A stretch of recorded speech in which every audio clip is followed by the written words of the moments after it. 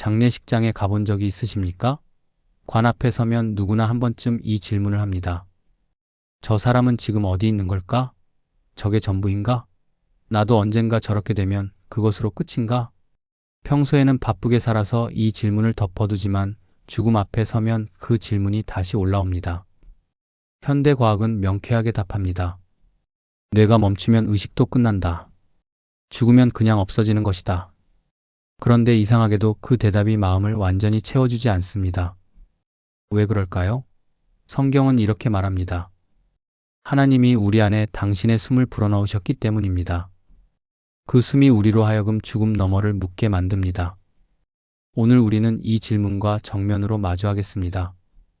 영혼이란 무엇인가? 그리고 그것이 죽음 이후에도 존재하는가?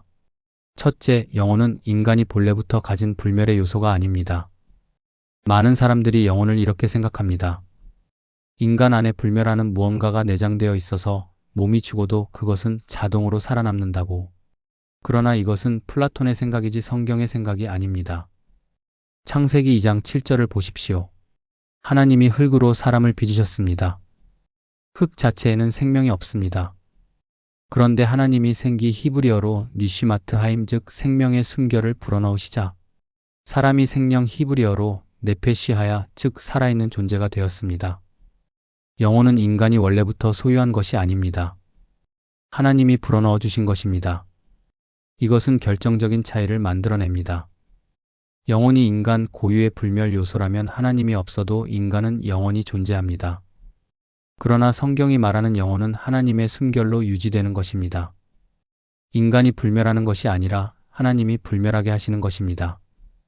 그렇다면 죽음 이후에 영혼은 어떻게 됩니까? 성경의 대답은 이것입니다. 하나님이 기억하시고 하나님이 붙드신다. 예수님은 이렇게 말씀하셨습니다. 마태복음 22장 32절에서 나는 아브라함의 하나님이요 이삭의 하나님이요 야곱의 하나님이로라. 하나님은 죽은 자의 하나님이 아니요 살아있는 자의 하나님이시니라고 하셨습니다. 아브라함, 이삭, 야곱은 수백 년 전에 죽었습니다. 그런데 하나님은 지금도 현재 영으로 그들의 하나님이십니다. 하나님이 누군가를 사랑하신다는 것은 그를 영원히 기억하신다는 것입니다. 마태복음 10장에서 예수님은 참새 한 마리도 아버지의 허락 없이는 땅에 떨어지지 않는다고 말씀하십니다. 그리고 덧붙이십니다. 너희에게는 머리털까지 다 세신 바 되었나니 이 말씀의 무게를 느끼십니까? 그런 하나님이 우리를 죽음 이후에 잊어버리신다는 것은 하나님의 성품과 전혀 어울리지 않습니다. 사랑하는 사람을 먼저 떠나보낸 분들이 묻습니다. 다시 만날 수 있을까요? 성경은 이 질문을 외면하지 않습니다. 바울은 이렇게 씁니다.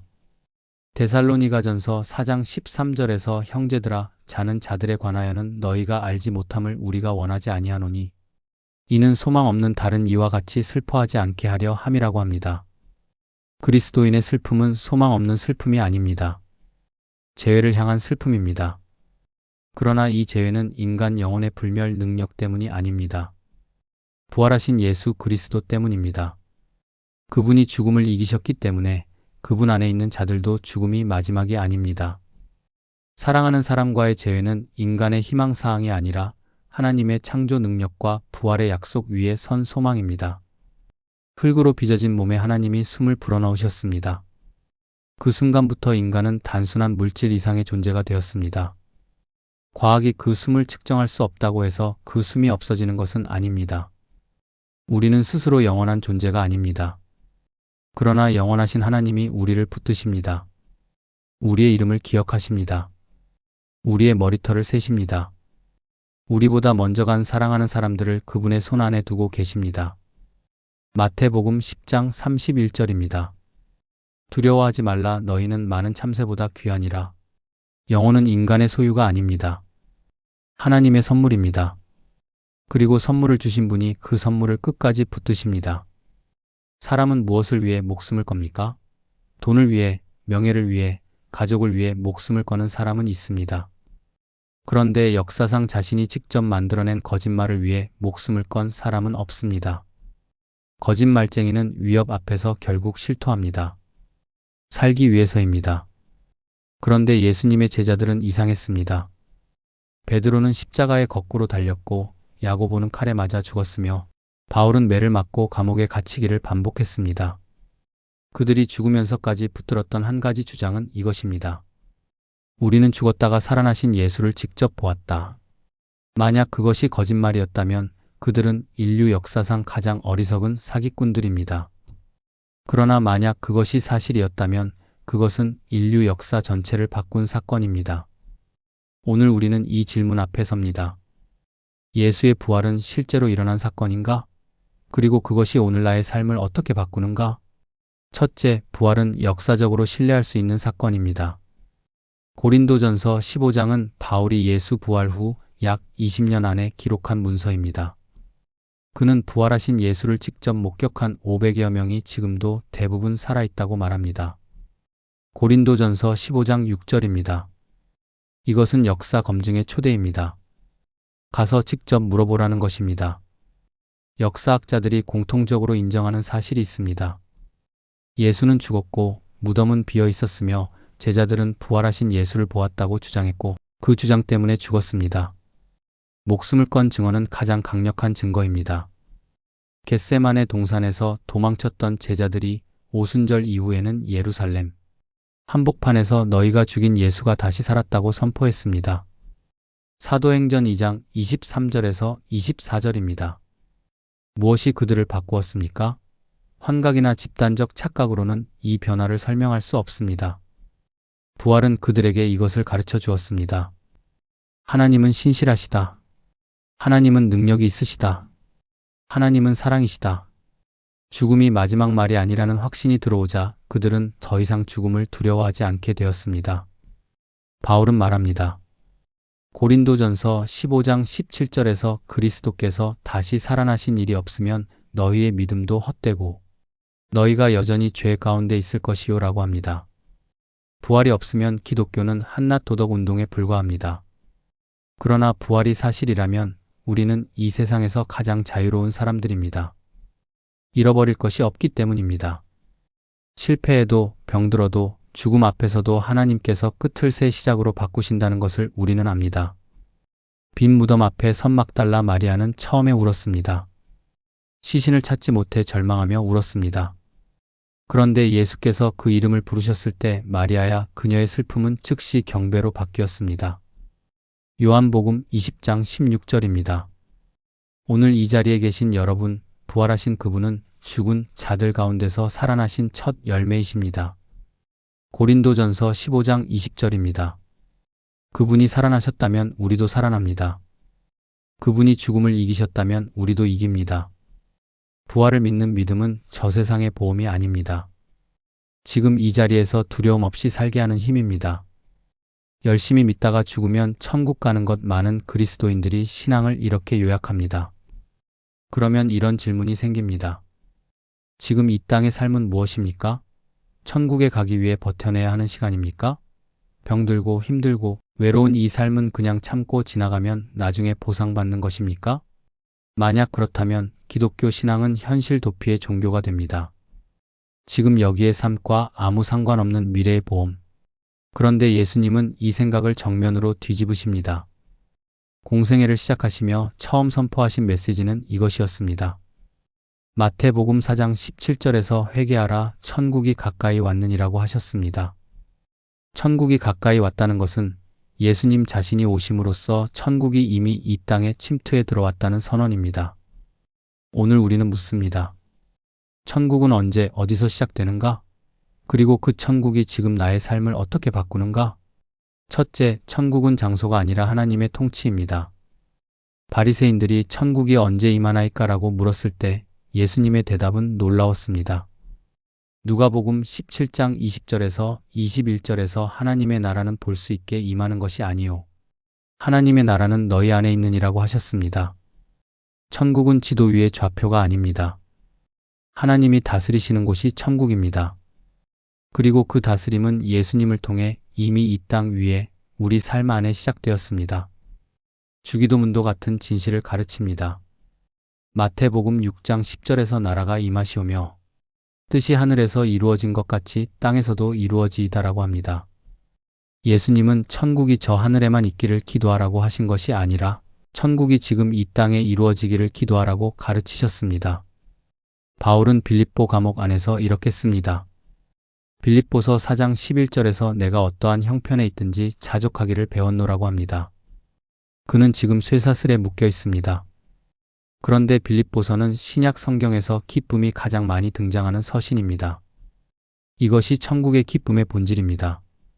환경이 좋아서 누리는 기쁨은 환경이 나빠지면 사라집니다.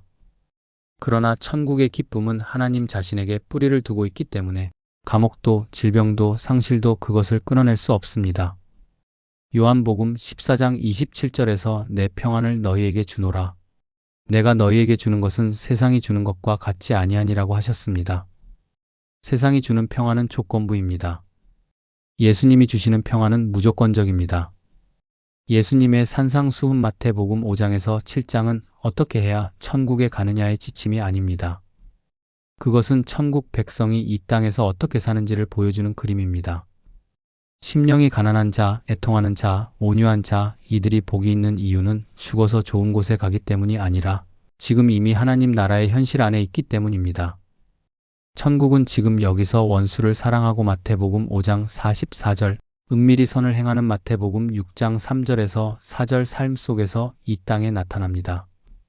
그리스도인은 천국을 기다리는 사람이기 이전에 이 땅에서 천국을 살아내는 사람입니다. 죽음 이후에 완성된 천국은 분명히 있습니다. 요한계시록 21장 4절에서 모든 눈물을 그 눈에서 닦아주시니 다시는 사망이 없고 애통하는 것이나 곡하는 것이나 아픈 것이 다시 있지 아니하리니라고 하셨습니다. 그 소망을 붙잡으십시오. 그러나 그 천국은 지금 여기서 이미 시작되어 있습니다. 예수님이 이 땅에 오신 그 순간부터 천국은 우리 가운데 침투해 들어왔습니다.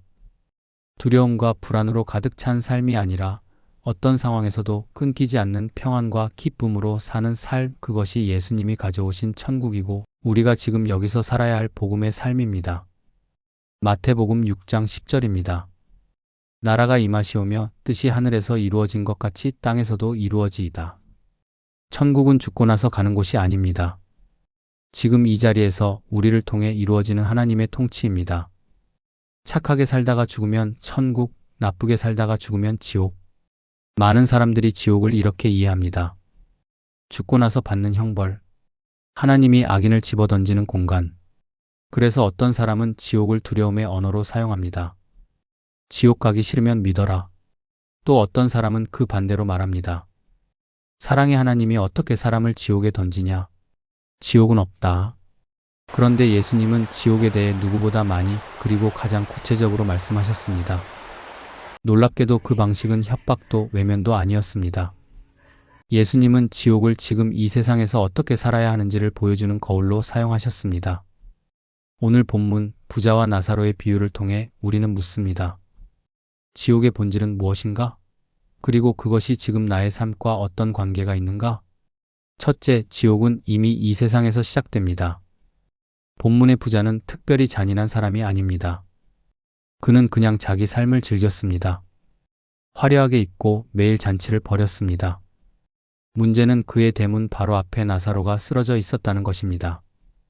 그는 나사로를 몰랐던 것이 아닙니다. 저 세상에서 그 이름을 기억했으니까요. 알면서도 무시했습니다. 이것이 지옥의 본질입니다. 타인의 고통을 눈앞에 두고도 느끼지 못하는 마음, 사랑의 능력이 마비된 상태, 그것이 이 세상에서 이미 형성되고 있는 지옥입니다. 부자는 저 세상에서도 여전히 나사로를 종처럼 대합니다. 누가복음 16장 24절에서 나사로를 보내어 내 혀를 서늘하게 하라고 말합니다. 인격이 바뀌지 않았습니다. 이 세상에서 형성된 자기 중심성이 저 세상에서도 그대로 남아 있습니다. 아브라함은 말합니다. 누가복음 16장 26절에서 너와 우리 사이에 큰 구렁텅이가 놓여 있어 여기서 너희에게 건너가고자 하되 갈 수 없고 거기서 우리에게 건너올 수도 없느니라고 합니다. 이 구렁텅이는 하나님이 만드신 것이 아닙니다. 이 세상에서 부자가 나사로와 사이에 쌓아온 담이 굳어진 것입니다. 지옥은 하나님이 사람을 집어던지는 형벌의 공간이기 이전에 사람이 스스로 만들어온 삶의 방식이 완성되는 공간입니다. 부자는 마지막으로 간청합니다. 내 형제 다섯에게 나사로를 보내어 경고하게 해달라. 아브라함은 답합니다. 누가복음 16장 29절에서 그들에게 모세와 선지자들이 있으니 그들에게 들을지니라고 합니다. 이미 충분한 말씀이 있습니다. 문제는 듣지 않는 것입니다. 그러나 우리에게는 모세와 선지자들보다 더 큰 것이 주어졌습니다. 죽은 자 가운데서 살아나신 예수 그리스도입니다. 그분의 부활이 우리에게 말합니다. 지금 돌아서라. 지금 나사로를 보라. 지금 사랑하라. 지옥은 먼 미래의 이야기가 아닙니다. 지금 우리 안에서 형성되고 있습니다. 나의 대문 앞에 쓰러진 나사로를 외면하는 매 순간 나는 그 구렁텅이를 조금씩 더 깊이 파고 있습니다. 그러나 복음은 이 방향을 지금 바꿀 수 있다고 선언합니다. 예수님은 친히 부자와 나사로 사이의 구렁텅이를 건너오셨습니다. 하늘의 영광을 버리고 인간의 고통 속으로 뛰어드신 그분이 오늘 우리에게 묻고 계십니다. 내 대문 앞에 누가 누워 있느냐? 나는 구원받은 것이 맞을까? 교회를 오래 다닌 성도도 이 질문 앞에서 흔들릴 때가 있습니다. 내가 충분히 믿은 것인지, 내가 충분히 회개한 것인지, 내 믿음이 진짜인지 가짜인지 그 불안이 신앙을 기쁨이 아닌 불안의 자리로 만들어버립니다. 또 다른 질문도 있습니다. 이순신 장군은 구원받았을까요? 예수님 이름을 한 번도 들어본 적 없는 사람들은 어떻게 되는 걸까요? 이것은 단순한 호기심이 아닙니다. 그 안에는 하나님은 정말 공정하신가? 하나님은 정말 선하신가? 라는 깊은 질문이 담겨 있습니다. 오늘 이 시리즈의 마지막 설교에서 우리는 이 질문들과 정직하게 마주하겠습니다. 구원이란 무엇이며 그것은 누구의 손 안에 있는가? 첫째, 구원은 전적으로 하나님께 속한 영역입니다. 바울은 로마서 11장에서 탄성을 지릅니다. 로마서 11장 33절에서 깊도다 하나님의 지혜와 지식의 풍성함이여 그의 판단은 헤아리지 못할 것이며 그의 길은 찾지 못할 것이로다라고 합니다. 이것은 무지의 고백이 아닙니다. 하나님의 크심 앞에 선 경배입니다. 이순신 장군의 구원 여부를 우리가 판단할 수 없는 이유는 그 사람의 내면을 우리가 알 수 없기 때문이기도 하지만 더 근본적으로는 구원이 우리의 판단 대상이 아니라 하나님의 권한에 속하기 때문입니다. 이것은 무책임한 회피가 아닙니다. 하나님의 주권에 대한 신앙 고백입니다. 요한복음 3장 17절은 종종 간과됩니다. 예수님은 세상을 심판하러 오신 것이 아니라 구원하러 오셨다고 말씀하십니다. 하나님의 기본 성품은 정죄가 아니라 사랑입니다. 이것은 누구나 다 구원받는다는 보편구원론이 아닙니다. 하나님은 인간이 상상하는 것보다 훨씬 더 구원을 원하신다는 선언입니다. 구원의 문의 너비를 결정하시는 분은 우리가 아니라 하나님이십니다. 만약 구원이 내가 충분히 믿었는가, 내가 충분히 회개했는가를 스스로 증명해야 하는 것이라면 그것은 은혜가 아니라 공로입니다. 바울은 말합니다. 에베소서 2장 8절에서 너희는 그 은혜에 의하여 믿음으로 말미암아 구원을 받았으니 이것은 너희에게서 난 것이 아니요 하나님의 선물이라고 합니다. 구원은 우리가 손에 쥐는 것이 아니라 하나님이 손에 쥐고 계신 것입니다. 우리가 할 일은 그 손을 신뢰하는 것입니다. 그 신뢰가 두려움을 쫓아내고 그 자리에 사랑을 채웁니다. 요한일서 4장 18절입니다. 5번에 걸쳐 우리는 함께 물었습니다. 영혼은 있는가? 부활은 사실인가? 천국은 어디 있는가? 지옥은 무엇인가? 나는 구원받을 수 있는가? 이 모든 질문의 끝에 서 있는 답은 하나입니다. 요한복음 3장 16절입니다. 하나님이 세상을 이처럼 사랑하사 독생자를 주셨으니 이는 그를 믿는 자마다 멸망하지 않고 영생을 얻게 하려 하심이라. 그리스도인은 나는 확실히 구원받았고 너는 아닐 수도 있다고 말하는 사람이 아닙니다. 그리스도인은 나는 이 사랑을 만났고 이 사랑이 당신에게도 있기를 온 마음으로 원한다고 말하는 사람입니다. 구원은 하나님의 손 안에 있습니다. 그 손은 사랑의 손입니다. 오늘 그 손을 붙드십시오. 로마서 11장 36절입니다. 이는 만물이 주에게서 나오고 주로 말미암고 주에게로 돌아감이라 그에게 영광이 세세에 있을지어다. 아멘.